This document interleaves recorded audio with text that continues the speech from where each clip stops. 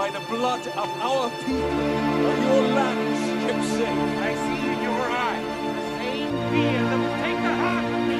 So do all who live to see such times. By all that you hold dear, this good earth. There's some good in this earth, and it's worth fighting. I'm still struggling to figure out whether or not I'm really, really excited or a little bit hesitant, because I want them all to be good ultimately, right? Like I want them all to be good. I know they all won't be good. I'm just like, look at Star Wars, look at Marvel. I think there's some things that would be fun to elaborate on. Like No, I think the Adventures of Legolas and Gimli would be okay. Me too. Young Aragorn would be kind of cool too. Yeah, I know. I agree, but I also know that some of them won't live up to expectations, and as much as I don't want that to be the case, you look at any other massive project like this, and it even happened to Peter Jackson with The Hobbits. So like, you look at anything that gets this big, and you know some of it's gonna not be as good as it could be, and that just makes me sad, and so I'm kind of nervous about that. But at the same time, I do want more content, and I think there are a lot of neat stories that are not only like alluded to, but like straight up fleshed out in the books themselves. The books cover a much wider range of topics than the films ever could.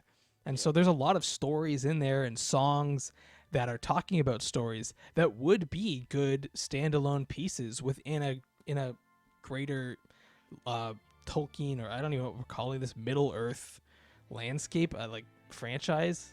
So I agree. I want it all to be quality, and I look at Star Wars and Marvel, and I can see the quality dip when they start ramping up production, and that's my worry. It's all about quality. It has nothing to do with me not liking Lord of the Rings anymore. I mean, heck, I think even Disney said that they want to slow down Star Wars a bit. Honestly, leave people wanting a little bit more. Like leave them saying, "Oh man, that was really good. I can't wait to see what they do next." But like, don't just then have something ready to go, because there's no way you can keep that quality up. But I would say, like, it is kind of nice, like, while I'm waiting 2 or 3 years for the next episode of Mandalorian, I can satiate myself watching Boba Fett and Andor, True, and whatever they're releasing in between. So you could have like 3 different shows going on. Yeah, I think there's a happy number. You can have some shows going on, some movies happening, and that, I think there's a healthy number there. Because like Rings of Power is supposed to be another 4 years. So we already have year 1 or season 1. It should be 5 seasons. Not this coming year, but the following year is season 2, and then after that, if they do it every year after that, we're already looking at like 6 years down the road. Yeah, we're gonna have, a show every fall-ish. In the intermediate part of every year, like in the spring or summer, you can have a movie. And I think that's a good amount, but like there's so many Marvel shows that like I have no idea what's out there, to be honest. I have not really watched. We haven't had a Star Wars movie in a while. No, and that's because they screwed up the last ones, and now people because they ended up being pretty bad. Yeah, like so the last trilogy, they screwed that up, and then they also had a weird Han Solo standalone film. That was kind of bad. It was unpopular too. Yeah, Rogue One people seem to like. Yeah, Rogue One people liked because it was very nostalgic. I mean, as was the Han Solo one, but the Han Solo one, again, this is less is more. Sometimes some stories you should not show, and they should only be hinted at, and it leaves some mystery. And there are certain aspects of Lord of the Rings that I think need to stay like that. Like for example, the cursing of the Ghost Army, right? I don't need to see that. I don't think I want to see that. I think it's better to not know visually exactly how it took place, and to always leave me wondering like what transpired.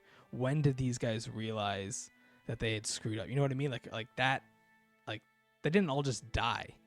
They would have died over time, and then like slowly realize that they're a ghost.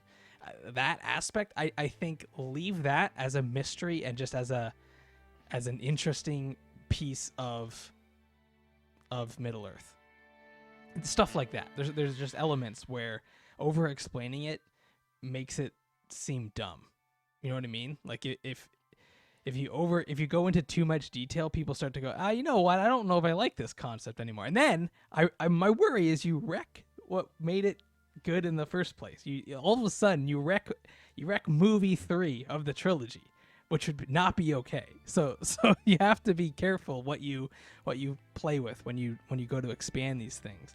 And that's why I was asking you about Star Wars, because I could see them going too far with certain concepts, especially with the lightsabers. I know there's been a lot of weird lightsaber stuff ever since the new trilogy. And then looking back at how lightsabers were done in episodes 4, 5, and 6. Well, they keep changing a lot of the lore around lightsabers. Yeah.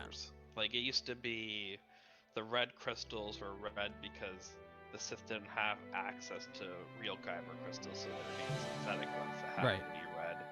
And then Disney changed it to no, the kyber crystal's alive, and the Sith forced their kyber crystals to bleed. That's why it turned red. It's like, so they're just changing stuff. There's not consistency in the story anymore of why. And that's also an aspect I want for them to be careful. If you've got too many projects on the go, people need to be in sync and not writing something that potentially handicaps or even redoes things that are in the works, or even things that have already happened. And then you end up having these discussions, but like you cannot do that with Lord of the Rings. You can't just go back and rewrite it like you can in Star Wars. Lord of the Rings is not a living, breathing lore the way Star Wars is, and so there are aspects to it that are static and need to be respected. And I think that's a lot of the reason why people are upset with Rings of Power. There's so many changes, and so many changes that almost seem random, that just like that don't. There was almost no reason. They almost went out of their way and made it more difficult for themselves to make those changes happen. So I think that'll wrap this one up. What do you guys think? Let us know in the comments down below. Are you guys really excited about the new movies that Warner Brothers is going to make? Or are you a little bit hesitant? Are you a little... I'm sure a lot of people have overlaps between Lord of the Rings, Star Wars, and Marvel. How excited are you for those properties and how they're doing? Are you guys still watching everything that comes out, or is it almost overwhelming and you're kind of taking a step back? Leave it in the comments down below, and we'll see you guys next time.